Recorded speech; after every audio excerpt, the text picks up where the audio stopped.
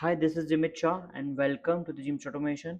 So today we will understand how you can set the IP address of your PLC, how you can set the IP address of your laptop.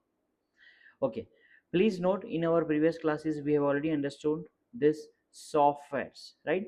So now if you want to connect your PLC with the help of this softwares, you should have a IP address clarity and you should have a same series IP address. So first thing you need to understand how you can insert the IP address in your PLC, right? So we'll go to the PLC and I'll share you the step by step process. Okay, so let me share the screen over here. As of now my PLC is off, so I'm turning on my PLC. I'm turning on my PLC.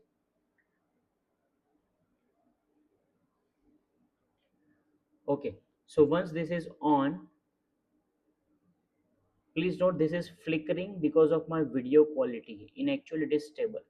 So if you press on escape, this is with the help of these keys and arrows you can set the IP address. So press the escape button, then go down, down, down, down, and you can go to advanced set.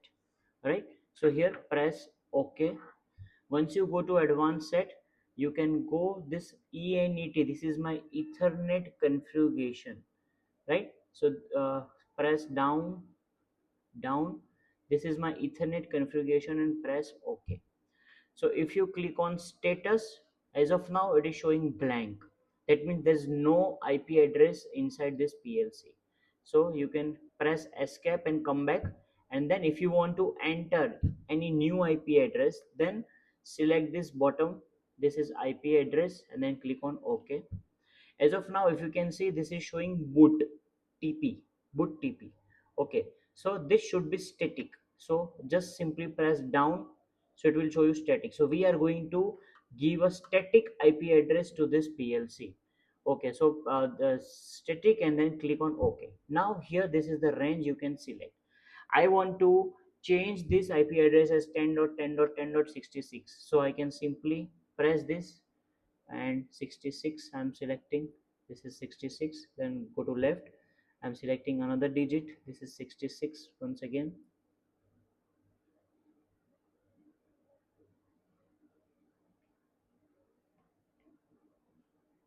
Sorry, that another digit has changed.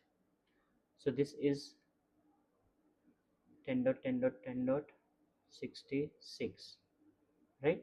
So 66 I have selected, then left, left, then this is 10, then again left, left, this is again 10, and this is again left, left, and 10.